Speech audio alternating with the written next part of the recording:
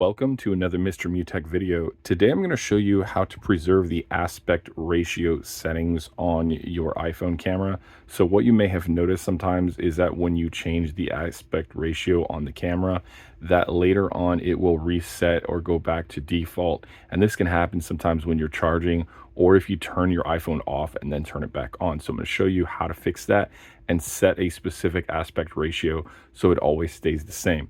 So the first thing that we want to do is open settings on our device. I'm using iOS 18, so what you see in settings may be slightly different from mine. You're going to go ahead and scroll down until you see camera. Once you see camera, go ahead and select it.